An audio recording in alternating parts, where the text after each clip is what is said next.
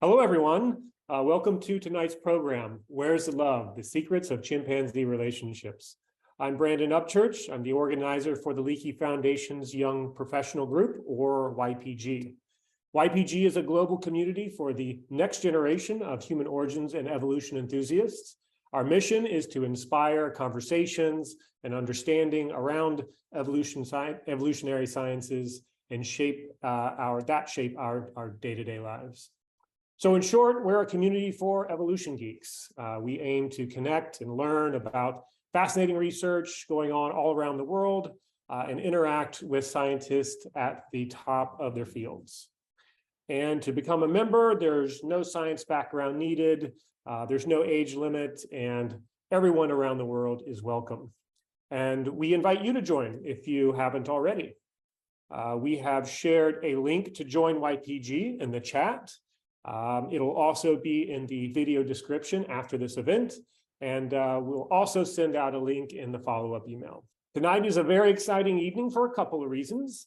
One, tonight we are relaunching YPG after a short hiatus due to COVID, and we are thrilled to see so many YPG members out there, as well as many new faces. So welcome to everyone. Secondly, we have a special opportunity for you all tonight to help shape the future of YPG. So at the end of this program, we're going to share a short feedback survey with everyone. If you can take just 2 to 3 minutes to complete the survey, we would really appreciate it. And we're also offering a prize. So one lucky survey respondent will win a copy of Franz de Waal's latest book, Different, as well as a Leakey Foundation tote bag. Okay, so before we get started, I just wanted to mention a few things about tonight's event. First, I want to send a huge thanks to some of our sponsors. This program is made possible by the Ann and Gordon Getty Foundation, Camilla and George Smith, and the Joan and Arnold Travis Education Fund. If you have any questions during the event, please add them to the chat section. And we'll get to as many of those questions as possible during the Q&A. Also, keep in mind this program is being recorded and the video will be published on YouTube. After the conclusion of tonight's event, we'll be doing something a little new and fun. For anyone who wants to stick around, we'll be breaking up into small groups here on Zoom. And further discussing tonight's topics with other evolution enthusiasts, including tonight's speakers. So if you have time and you want to connect with other YPG members, please stick around and I'll give you more details on how that's going to work. And now to tonight's main event. I would like to introduce tonight's moderator, Dr. Brenda Bradley. Brenda is an associate professor of anthropology at the George Washington University. She's a member of the Leakey Foundation's Science Executive Committee, and she is the science advisor to YPG. So without further ado, Brenda, welcome, and I'll turn the virtual floor over to you. Great, thanks, Brandon. I too want to thank the Leakey Foundation and especially the Young Professionals Group for organizing and hosting this event. And of course, I want to thank all of you and welcome all of you who are joining us via Zoom tonight. Valentine's Day is next week. And so it seems like this is an appropriate time to have a special event and have some conversations about love and relationships. And I'm really happy that I get to be the moderator of this event because I'll admit that I love Valentine's Day and I love love. And I've been really fortunate to have some great loves in my life. You know, that kind of love where it's deep and joyous and reciprocal. Now, a lot of my great loves have been dogs. One of those great loves is sleeping at my feet right now. Hi, love. So from my point of view, it seems clear that you can feel love outside of the context of romantic relationships, and love isn't even restricted to humans. Yet love is something that when we feel it, it's so visceral and it's such a universal aspect of the human experience. We can't help but ask, how did this evolve? And what forms do love take in other species, especially in our close relatives, the chimpanzees? Well, we have two experts tonight on exactly this topic. So let me introduce our experts. So first, Dr. Rachna Reddy has joint positions at both Duke University and at Harvard. At Duke, she is a postdoctoral associate in evolutionary anthropology, and at Harvard, she's a research associate in the Department of Human Evolutionary Biology. Her work, which notably is funded in part by the Leakey Foundation, examines social dynamics of chimpanzees and bonobos in the wild. So she spends her days following apes in rainforests, observing their day-to-day experiences, and learning how and why they form, break, and maintain different types of relationships, and how those relationships change as they grow up and as they grow old. It's worth noting that much of Rachna's research takes place at Ngogo in the Kabale National Park in Uganda. Hi, Rachna. Thank you so much for joining us. Hello. Our other speaker is Dr. Jan Engelmann, who's an assistant professor of psychology at the University of California, Berkeley. Now, Jan studies the evolution of cognition and social behavior by comparing chimpanzees and humans across different cultural contexts. And he has particular expertise in the evolution and development of cooperation in humans and other apes. So Jan's research takes an experimental approach to understanding social and cultural lifestyles. And his research is really getting at that fundamental question of how cooperation in chimpanzees differs from and is similar to cooperation in humans. So Jan, glad you can join us as well. Let's just dive right in. And I'm going to start by asking what is maybe the most obvious question. What is love? How would you define love? Rachna, maybe we can start with you. So how I think about love is as something that you feel towards somebody, but it's something that really exists beyond them. So you can have that feeling just when you think of them, and when they're with you, everything feels different. And when they're apart from you, you miss them. But I think as humans, we can have that kind of love, like that kind of changed way of feeling about really everything around us for something or someone that is not for even a person. It can be for a song or a place. Yeah, that makes complete sense. Jan, how about you? How would you define love? Well, I would, from this evolutionary perspective, I would say that love is an emotion that stabilizes long-term cooperative relationships. So we all know that maintaining long-term cooperative social relationships can be very difficult, and natural selection also figured this out at some point. And I think love is one of the solutions to this problem. So how can we make sure that people stick together, that people form these long-term cooperative social relationships? Now, it's interesting that both of you study social relationships, but you take very different approaches to studying these questions, yet you both study chimpanzees. So why chimpanzees? And maybe also, how did you get interested in studying chimpanzees or interested in studying these particular types of questions? Jan, maybe we'll start with you. So yeah, why am I interested in chimpanzees? Well, I think I'm interested in chimpanzees because on the one hand, they're so similar to us. They're also a highly social, a highly intelligent primate that has a very long lifespan. In other ways, however, they're quite different from us. So obviously they don't live in cities. They don't build complex technology. So I'm really excited about these similarities and differences. And maybe if I had to point out one specific event that really got me excited about non-human primates and chimpanzees, that was when I was an undergrad about, like 14 years ago or so, and I watched this famous video on inequity aversion.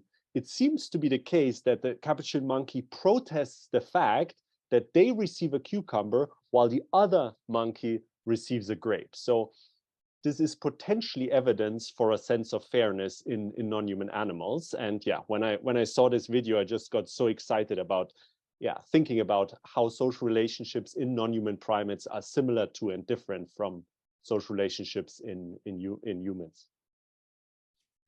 Yeah, that makes complete sense. And I can see how you could apply that then to thinking about the same questions in chimpanzees. How about you, Rachna? How did you get interested in this line of research, or particularly interested in chimpanzees? So I think first, I came to studying them not because I was interested in chimpanzees specifically, but I'm really interested in how all living things experience the world in some way. And I especially always really loved animals and always observing them in the wild too, even like squirrels and rabbits. And then I had a chance when I was an undergraduate, also like when he watched this video, to study chimpanzees in the wild. And I think getting to spend time with them and follow them in the forest, it was like I kind of just got hooked because um, because they are so close to humans, they're like this special window into seeing how other animals experience life. There's so much that's relatable, but it's just a little bit different. And one of the pieces that's most relatable is that they live a very long time and they form very close social relationships throughout their life. And those relationships have a lot of similarities to ours, both in what they're like. So when they're infants, they have a very, very close bond with their mother. So in this video, you can see this is a chimpanzee Atwood holding her son, and he's 6 months old in this video.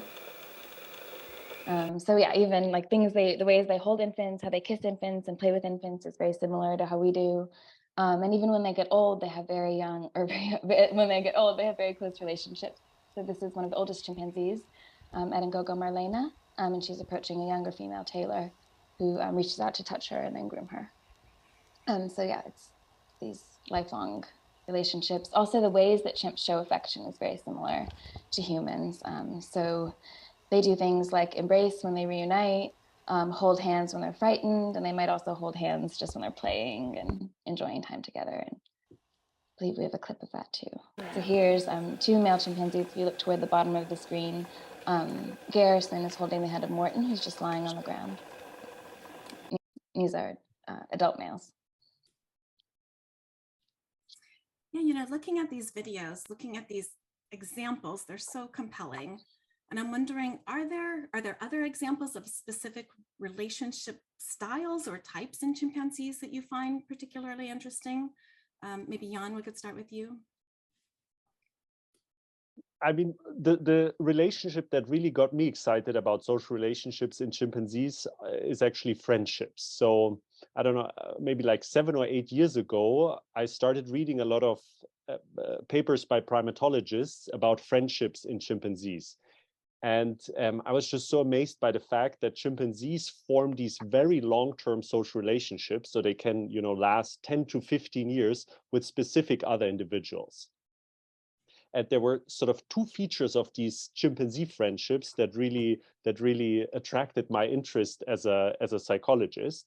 So first of all, friendships in chimpanzees are not limited to kin, are not limited to relatives. So chimpanzees will often form these very close social bonds with individuals that they're not related to. This is something that's extremely uncommon in the animal kingdom. So most cooperative social relationships that you observe in the animal kingdom are actually among relatives. So that was the first feature. The second feature that got me really interested is that friendships in humans are characterized by an absence of this tit-for-tat style reciprocity. So, if your friend invited you for a drink one night, and then you say the next day to your friend, okay, tonight I want to invite you for a drink, that would seem a little bit weird. Like we don't do this close bookkeeping of favors given and received with our friends. That's actually a sign of non-friendship in a sense. And there are quite a few results out there now that show that the same seems to be true for chimpanzees. So chimpanzees, the closer the bond, the less do they pay attention to this close tit-for-tat style accounting. That's so interesting. So, Rachna, do you have thoughts on friendship or other styles of chimpanzee relationships? Yes. So I think what Jan described is something that's really something that I've long found very interesting to watch in chimpanzees, is how they form friendships and how they begin as they're growing up to sort of change from having really close bonds with their mother, like you saw in that first video, to having friendships that they invest in reciprocally, but not in this tit-for-tat way every moment, these bonds that really become a big part of what shapes their life. But there are also moments in chimpanzee life that I feel very lucky to get to witness, where there really doesn't seem to be any possibility for direct reciprocity at all.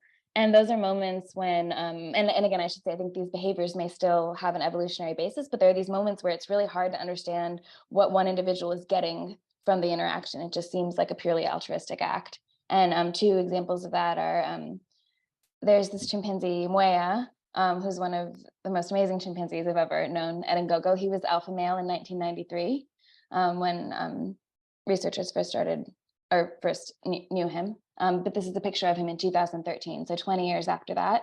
He's very old. So when he was young, he would participate in a lot of coalitions and hunt. And he was someone who could be a really strong political ally in this aggressive competition between that adult male chimps have with each other.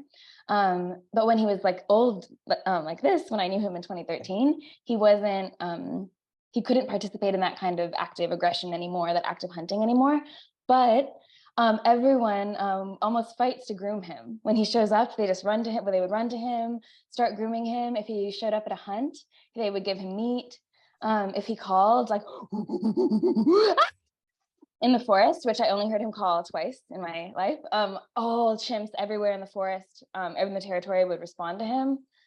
So he still had this special presence to all these individuals, even though he wasn't actively providing something. And this is, it's not, I think this is something that, you know, when we see this kind of, the special care given, tenderness given to elders in our own lives, we think of that as an act of love. And it doesn't mean in friendships that what we give to our friends aren't acts of love, but it's easier to see how they're exchanged. And another example, like we see with Maya, is that chimpanzees who lose their mothers really need care. They basically almost always travel with their mother until they're 12 years old.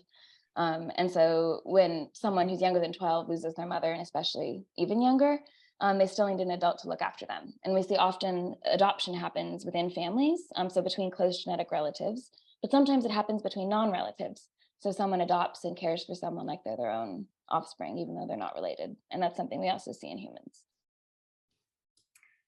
You know, you both do such interesting research, and you put it within this context of understanding love and the experience of love. And yet it seems that scientists have historically kind of avoided studying love in chimpanzees and in a lot of other animals. Why do you think that's the case? Why do you think love as a topic has been largely avoided in animal studies previously? Jan, maybe we'll start with you this time. Yeah, I think that's a really good question. I've wondered about that a lot myself. I think one reason is methodological. So, you know, when you look at psychologists, for example, studying love in humans, they mostly use self-reports. So they ask individuals, how do you feel about that person? How does that person make you feel? And so on. So this is a language-based method, right? So by definition, it won't be appropriate for non-human animals. So this is the methodological reason. But I think there's also a somewhat maybe more fundamental reason. And this maybe has to do with some sort of reluctance that we all of us experience to really appreciate how truly similar chimpanzees are to us. Mm-hmm. And you know, when I speak to people about chimpanzees and I tell them, you know, that they're so similar to us, when I talk sort of about anatomical features, you know, when I say, for example, look, this is my hand, and look at a chimpanzee hand, it looks exactly the same way. People are like, okay, I accept that. Chimp and human hands, they're very similar. Even when I talk about cognitive capacities like memory, and I tell people, well, chimpanzees also have memory, and you know, they can remember certain locations in vast forests very well. People will say, yeah, it's true. That sounds plausible that chimpanzees like humans have memory. But then something weird happens when you start talking about emotions. So when I say to people, yeah, and I also think that, you know, chimpanzees experience emotions such as love or betrayal or jealousy, I sort of notice that people get a little bit uneasy about talking about the feelings of non-human animals. So I think that's sort of a real problem in the field. And Joan Silk, a famous primatologist, has written this great paper, which is called "Using the F Word in Primatology," and F here refers to friendships, and that just shows how reluctant I think everyone, including scientists, is to ascribe these emotion-based social relationships to non-human animals. Yeah, I think so.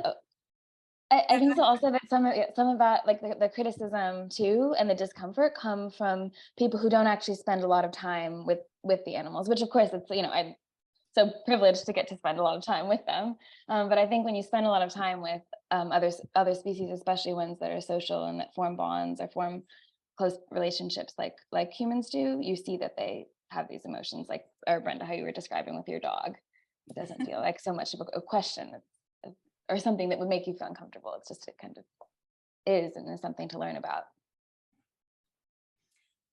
So Jan, you mentioned jealousy, and I wonder if maybe we could switch gears slightly, because anyone who's experienced love knows it's a double-edged sword. It's a source of great joy, but potentially also a source of great pain. So I wonder if maybe both of you could talk a little bit about that, the good and bad of love, kind of the trade-offs of love. And maybe Rachna, we could start with you on this question. Yes, so there are there are some dark sides to how love or how social bonds function in chimpanzees that I think might, this is a good example of how they might start to make us uncomfortable as humans.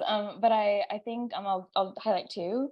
So before thinking about jealousy and how it functions in relationships between two individuals, one behavior that comes out of the intense bondedness of chimpanzees is patrolling, which is a warlike behavior that many people or you might be familiar with, where chimpanzees sneakily, like quietly walk along the edges of their territories, looking for signs of chimpanzees from other groups. And sometimes when they find chimpanzees from other groups, they will listen for them and look for them and kill them.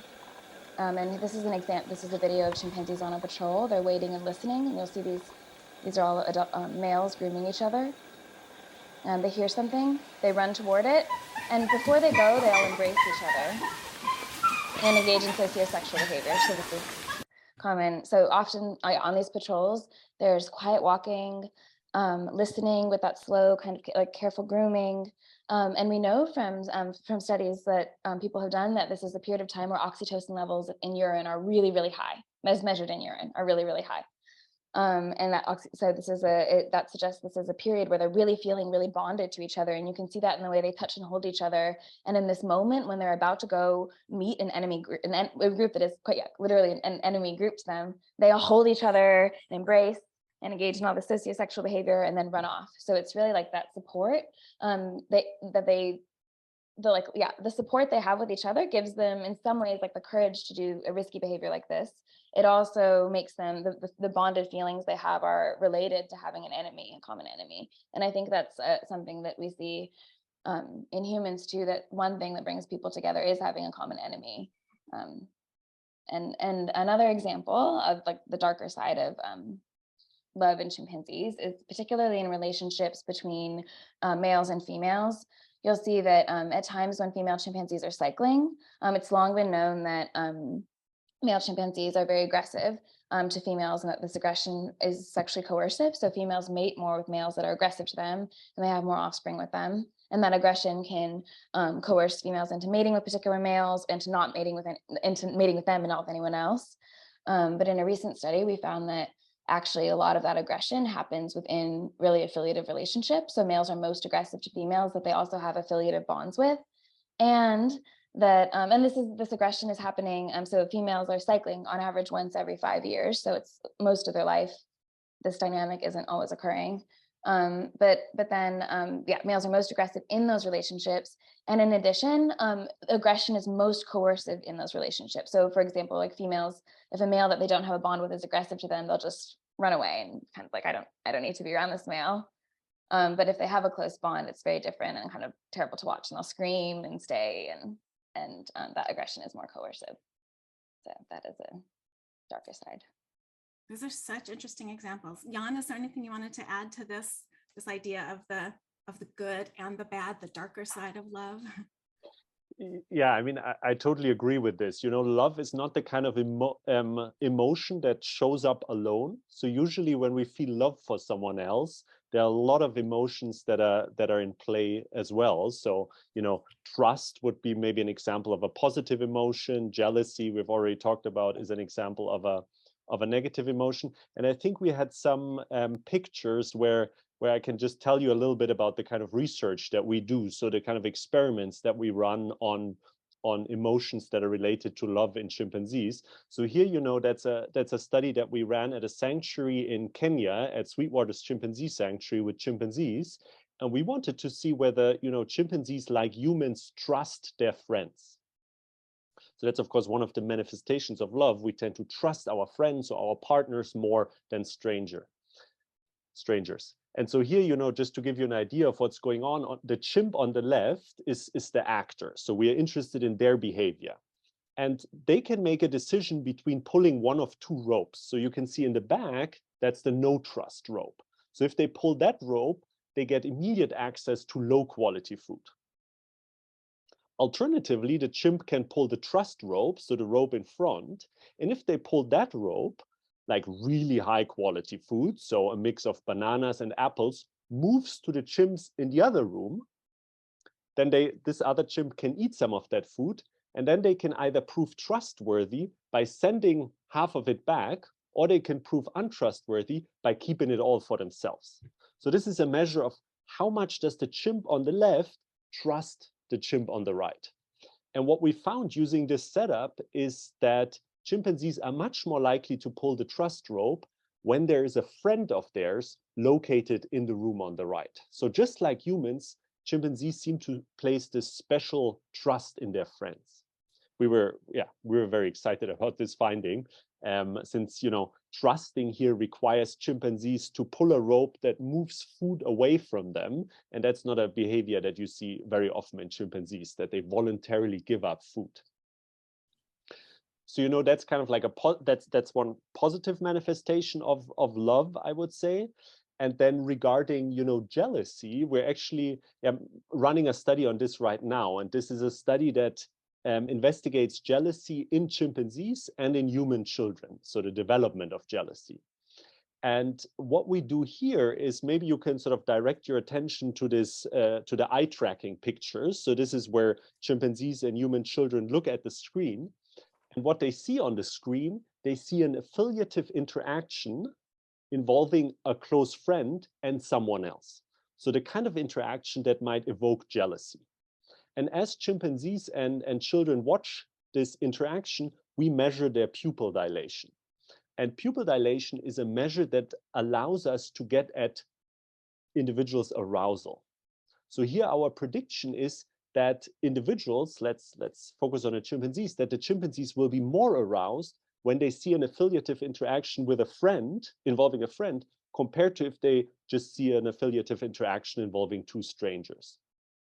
And then the last step of this experiment, so that's the very right, is a controlled experiment. So here we are interested in whether chimpanzees will be more likely to help their friend if they've previously seen their friend engage in an affiliative interaction with someone else. And the theory behind this is that, you know, we typically view jealousy as a negative emotion. No one really wants to feel jealousy, and no one really wants to admit that they feel jealousy. But from an evolutionary perspective, jealousy actually plays a very important role. So jealousy is typically activated by threats to valuable relationships, and then motivates actions that function to sustain these relationships. So that's exactly what we want to see here, where the chimpanzees and young children act more pro-socially towards their friends when they experience jealousy. That is so interesting to think of jealousy as actually a motivator, having a potential benefit. I have a couple more questions, but of course I want to make sure we have time to take questions from the audience. So while I'm asking these last couple of questions, anyone in the audience, if you have questions for our speakers, please start submitting them. But let me ask just a couple more questions. And you know, it's so interesting to see these specific examples from your research. And I'm wondering, what does this kind of look like on the ground? What for example, is a typical day for you while you're doing this research? And maybe Rachna, I'll start with you, since you're in the field and trying to follow these chimps through the rainforest. Maybe can you tell us a little bit about what your typical research day looks like? Yes. So typical research day, I wake up. Oh, these are the sounds I hear when I wake up. I'll let you listen to them.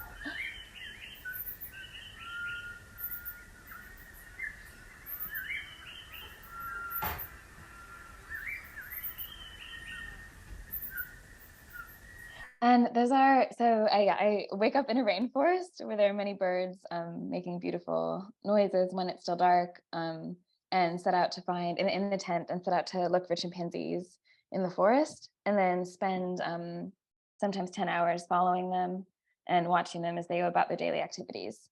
And it's amazing. You get totally sucked into everything that they're doing and kind of pulled into their universe and world. And it's a bit like watching a soap opera while hiking. And you get completely cut up and stung by things, but it's kind of, in a lot of moments you don't really notice, just because what's going on is so exciting. And even on days when they spend a lot of time resting, you're kind of grateful to have these like lounging resting days that are just really beautiful and sweet. That's so great. Jan, was there anything else you wanted to add to that? Maybe just very briefly, a lot of our research is actually motivated by the kind of observations that primatologists like Rachna make in the field. So, we read these papers, and then we sort of think about, okay, what are the psychological mechanisms? What are the psychological processes that could give rise to these behaviors that primatologists observe in the wild? And then we try to design these carefully controlled experiments, like you have just seen 2 examples on trust and jealousy, that allow us to really show that chimpanzees experience emotions such as trust and jealousy. So I think that's one of the funnest part of my job, is to figure out how can we investigate concepts such as trust, jealousy, love, fairness in nonverbal populations, in populations that we can't just speak to, like chimpanzees. That's always a real fun activity.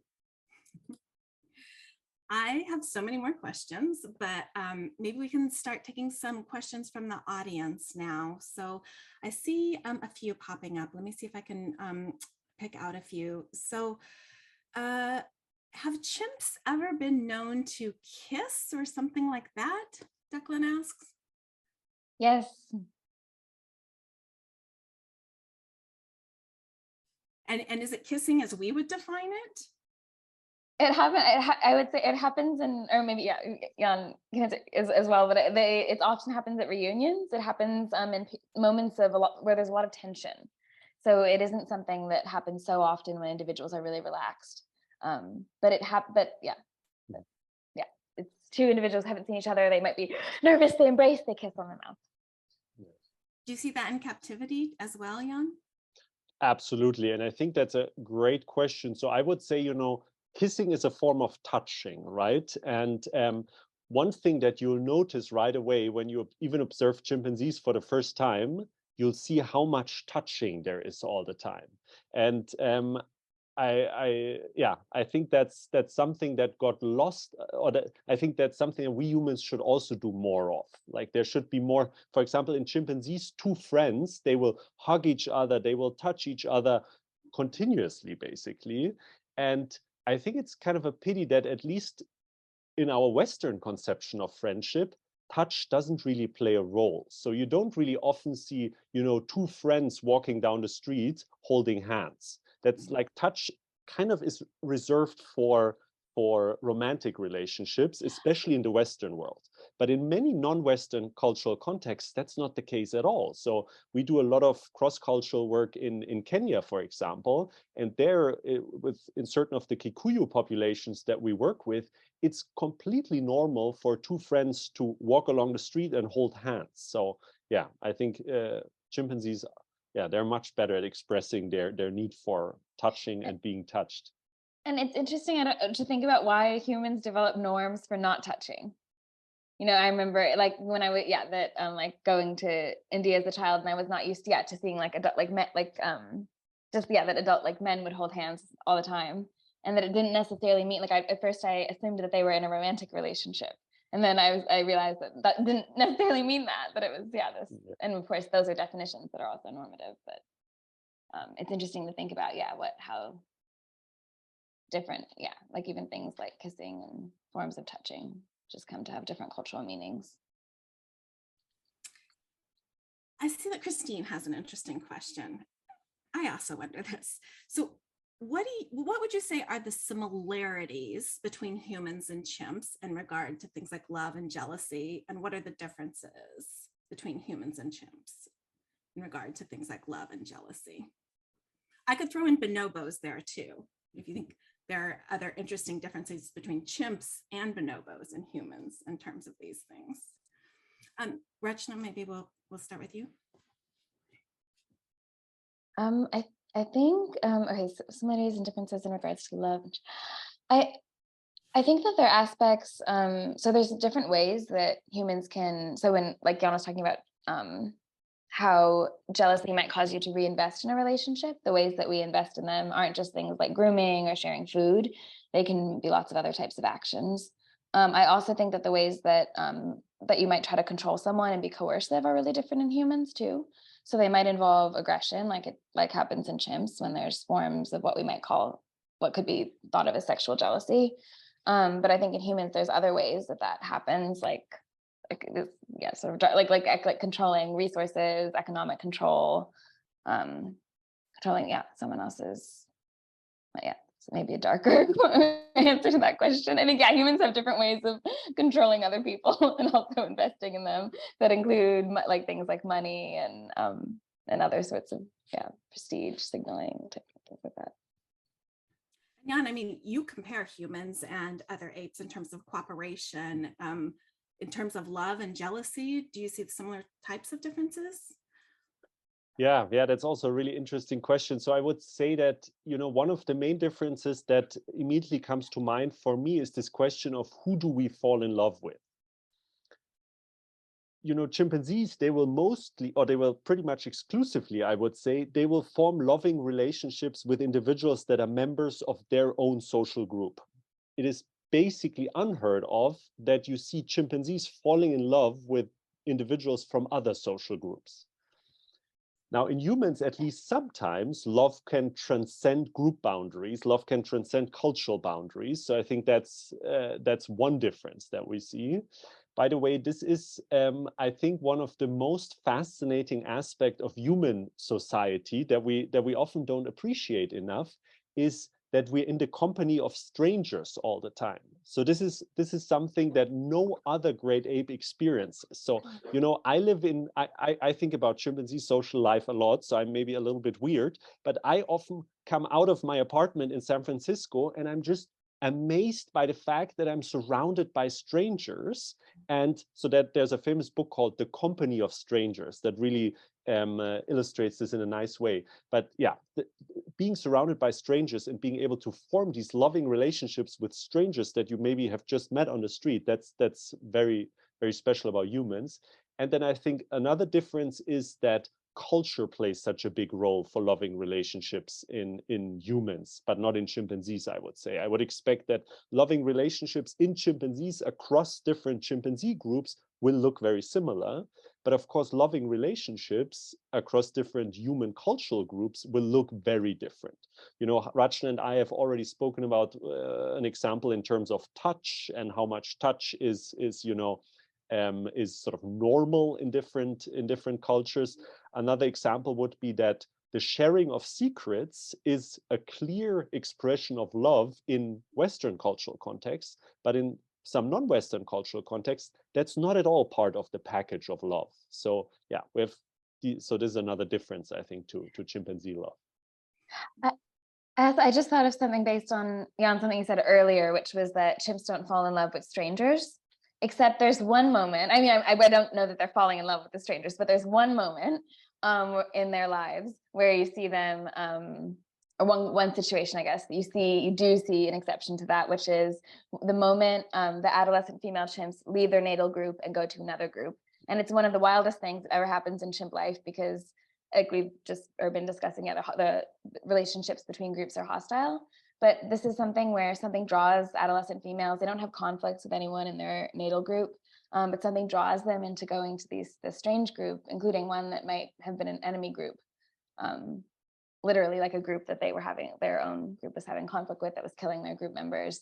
And they go there. And when adolescent females come in, they often do seem sort of glued. This is something we're studying more closely. And I'm describing, so like Jan said, I'm describing these psychological states of chimps, but actually when we study them in the wild, we don't know those psychological states. And that's something that can be done in experimental research, like what Jan is doing. But what it appears to be happening when adolescent females come into groups is that they develop what appear like to be crushes. Like they'll follow an older female or a male and just follow them, stare at them, even when that individual isn't really looking at them, just watch, lie down next to them. And I remember watching this one adolescent female where she just laid down next to this male and kept reaching out her finger to sometimes stroke him. And I don't know if what they're feeling is something like, a teenager falling in love, or having this intense crush on somebody, being drawn to into a new social circle. But so I think Dr. Talia has a really interesting kind of evolutionary perspective question, asking, so do you think the bonding and sexual behavior of ancient hominins like Australopithecus or earlier Homo, is there anything from the work being done on chimps or bonobos or humans that could inform our understanding about what bonding and sexual behavior in these earlier hominin species might have been like? I mean, that's a hard question because, love doesn't really fossilize. So the only way that we can study ancient human species like Australopithecus is via bones, via fossils, right? And so it's kind of hard to draw inferences about loving relationships via fossils. But I will say that I think that most people in the literature, although this is a contentious issue, most people in the literature think that the love lives or the social relationships of ancient hominins were more similar to the chimpanzee pattern than to the bonobo pattern.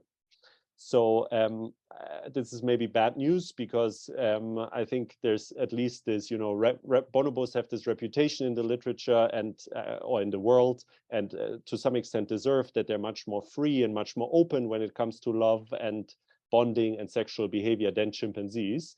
But yeah, from the evidence that I know of, I think ancient hominins were more similar to chimpanzees.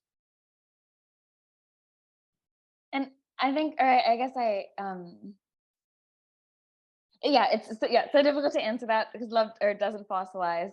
But I just going off what Jan was saying about the chimpanzee and how love in those species might be more like it is in chimps than bonobos. I will say, being someone who's new to studying bonobos, I think that the way that I expected love to be in bonobos based on what's popularly thought about them or even in the literature is wrong, and that they're very different than I thought. And I don't know if that is, maybe just as an example for that, I think chimpanzees and their bonds, they're very, whoever they're bonded to, so it can be anyone, so like a male chimpanzee to another male, they feel very intensely about that bond and act on it. So if their bond partner is attacked, they'll jump in to defend them, even maybe at great risk to themselves. But with bonobos, we don't see that happening so much. So bonobos, it's kind of like they might have this individual they prefer grooming, but they don't necessarily jump in to defend them in certain situations. They also don't kill each other in large collective groups. There's also no sexual coercion, so there's lots of things that they don't do that I think as humans we would rather that we didn't do. But they also don't protect each other in the same ways. Still so much to learn about bonobos. Okay, so Eugenia has a really interesting question. So out of everything you've heard from chimps across the years and continuing with this notion of us humans feeling superior in a way, what is one thing that chimps do, so a behavior they exhibit, that we as humans could learn from? I want to embrace people like that I haven't seen in a long time and just be like, like a chimp. Okay, sorry. I think Jan, you should answer. Yeah, that's a difficult question. Yeah, I mean we've already spoken a lot about touch, so that's definitely up there for me as well. Yeah, I think chimpanzees are a little bit or better than humans at displaying their affection for one another. Like I think somehow we're sometimes a little bit, I mean, we all know that long-term social relationships are the main determinant of a happy life, right? Much more important than money and resources and so on. Long-term social relationships, yeah, they make our lives worthwhile. But still, I feel like sometimes we don't express that enough, and you really can't say that about chimps. As Rachna and I have been pointing out, they hug all the time. They're close to one another. They show very strong signs of affection. Also these really sometimes really aggressive alpha males who have just bitten the balls off of a competitor. In the next second, they will go to their close bond and just embrace them for a long time. Like it's just. Yeah, I think that works better in chimps than in humans. So Ruben has an interesting question. So have you seen anything along the lines of rekindling friendships or romantic relationships in chimps or in bonobos? So, sorry, as a non-native speaker, what does rekindling mean? I think the question is, and Ruben, you can clarify this if I'm misunderstanding, but I think like if it looks like a bond has been lost, but then they rebuild that bond, do you see evidence of that?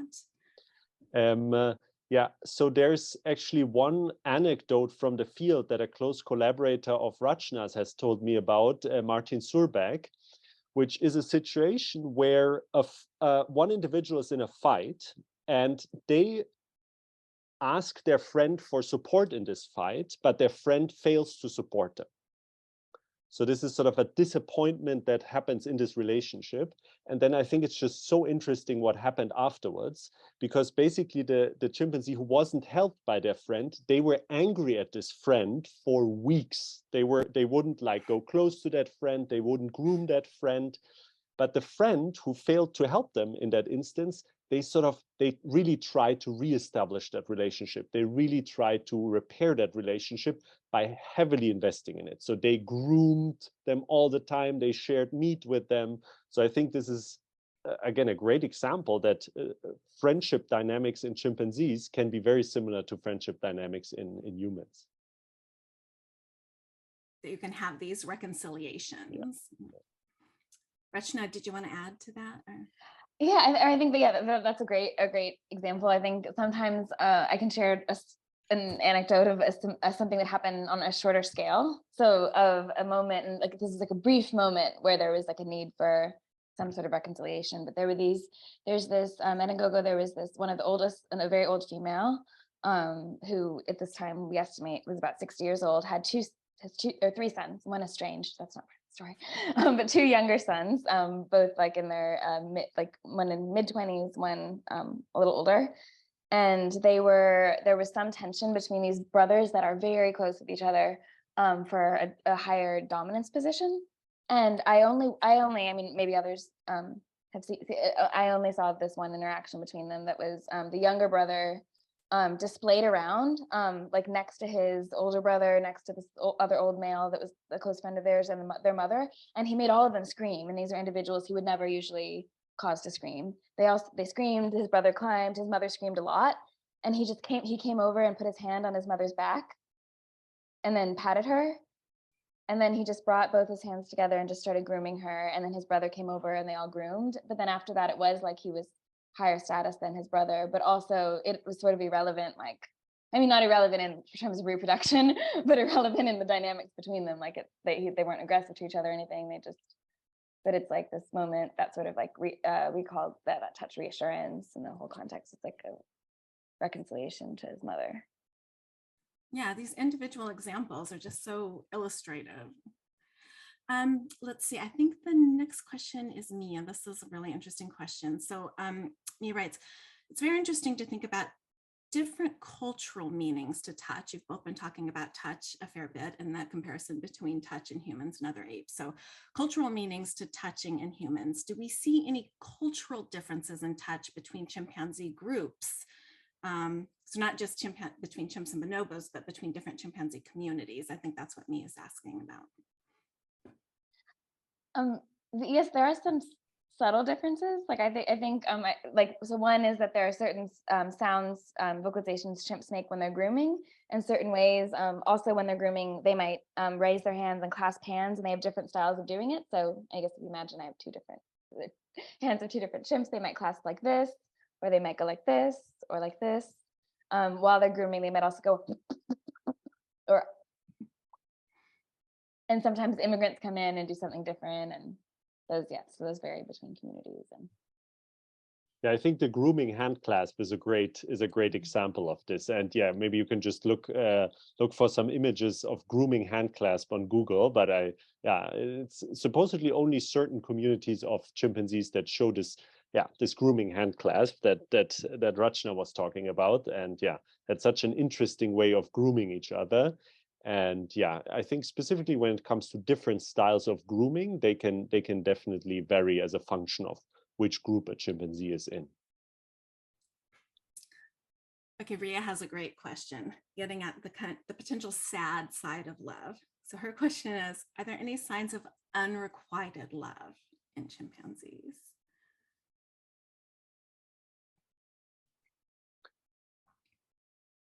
I think I have, okay, so I can answer the first part that briefly, and then it made me think of something that I'm interested. So at unrequited love, I think there are these, or that dynamic I described of the adolescent female going into a new group and sort of having almost this like crush-like behavior, following individuals, grooming them, having something be really one-sided and the other individual ignoring, I think is an example of that. But I don't know if I would really call it unrequited love.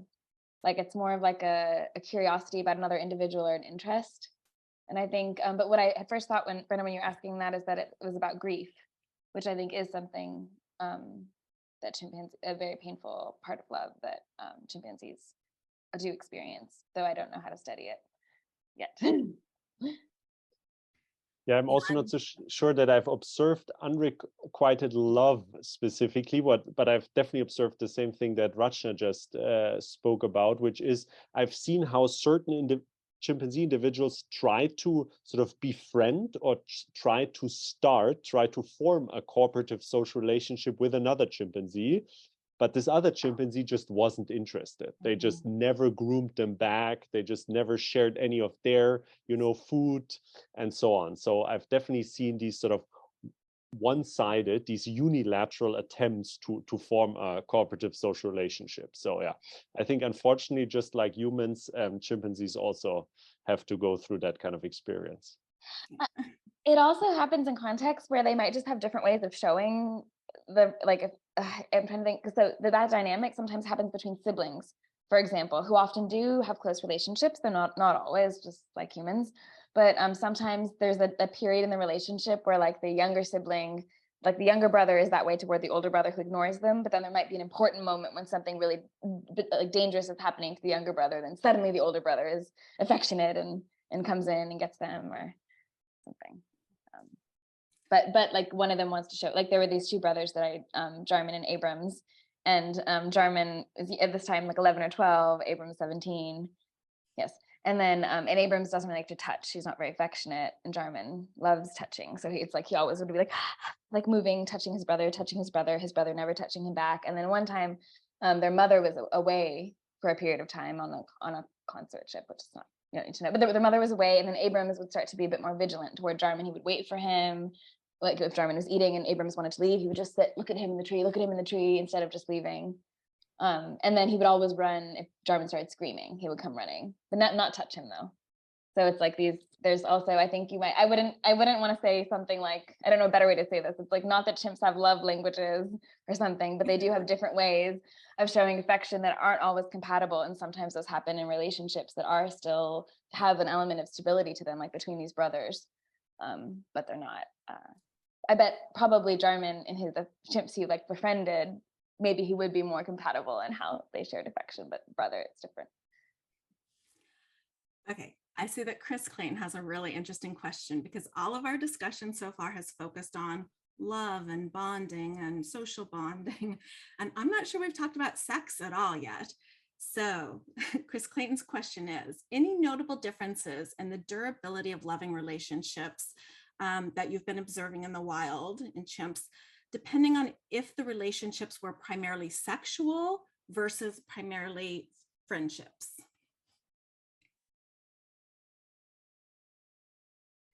So I think the question is getting at if there's a sexual element to the bond, does that change the nature of the bond? That chimpanzees, I would say, so what we would define, okay, I would ask the audience, I don't know if we get have time to do this, what they would define as being sexual.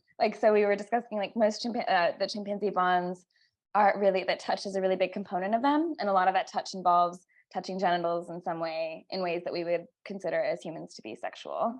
And that type of interaction happens between chimpanzees of all sexes and ages, and is a part of all bonds, though also happens between individuals that aren't closely bonded. So in that video of the patrol, where those males heard something and then all were embracing each other and running, there were two chimps, two males ventrally humping each other at the end of that video. Though it might have been difficult to see in all that was going on. And so that's a behavior that happens between male chimpanzees often. And so I think it's one component of touch that features in many relationships, even between kids and toward kids. So it's I think that it's hard to know. So would you say it's difficult to disentangle sexual from friendly? Yeah, I would say so. But Jan, what do you? No, I totally agree with that, and I think. Somehow, and that's maybe also a difference when it comes to love in, let's say, romantic love now in chimpanzees and humans.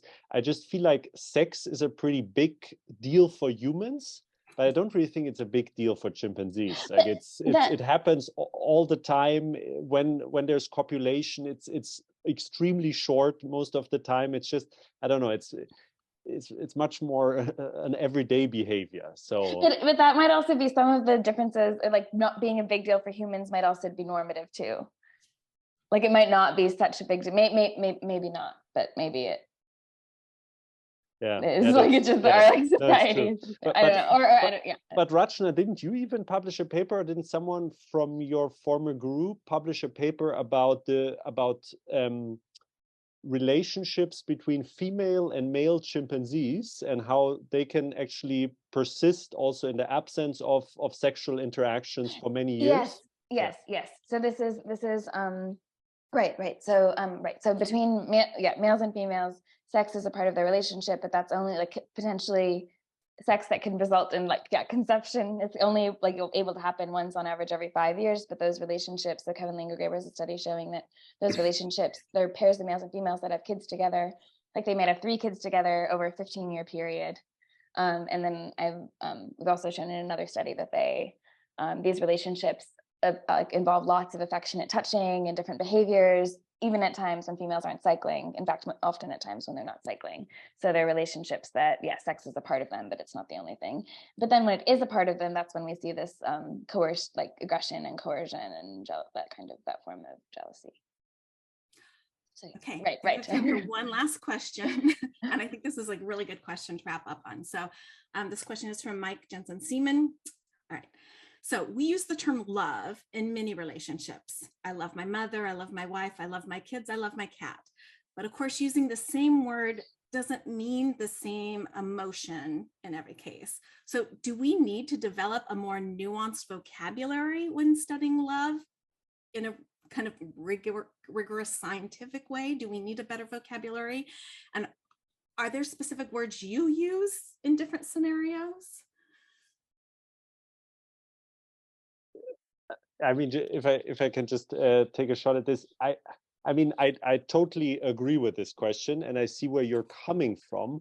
I just think that's not the main problem we have at the moment. The main problem is rather that people are so reluctant to use the term love when it comes to relationships in non-human animals. And I, of course, agree with you 100% that we mean different things when we say, I love my cat, I love my kids. But for me, as a psychologist and someone who studies the evolution of love, what I'm really interested in is, whether a loving, or let me put this a different way. I think we are warranted in speaking of a loving relationship if we see certain behavioral manifestations of that love in a given relationship. So, if we see increased levels of helping, increased levels of sharing, increased levels of support, if we see grief when the relationship ends, if we see jealousy when the relationship is under attack, if we see increased levels of trust, I think these are all pretty good indicators for me that a relationship that we would call, if we would see it in humans, we would call it a loving relationship. And so, yeah, my sort of intuition is that we have to be more promiscuous in our use of love for non-human animals rather than less promiscuous. I do think it's interesting to examine the dimensions of like how in those relationships listed, like for like a partner, children, pets, how there's an element of like in one you're like a caregiver to that individual, or maybe not. I guess potentially depending on the age. Yeah, but in others it's like there are these different types of relationships where there's like reciprocation and your peers, and there's different expectations in each one, I guess. But it doesn't, I don't know, yeah, right, like Jan is saying, I don't know that we need to differentiate when there's still some like basic feeling in all of them, or if I wonder if, what is different is the expectation. So I am noting the time. So I think we're soon going to have to wrap up the main event, but let me know anyone who wants to hang out and have a more informal discussion with our speakers, with each other about love and relationships, please just hang on for a few minutes and we'll set up some breakout groups so that we can have smaller group discussions. But for right now, let me wrap up the main event.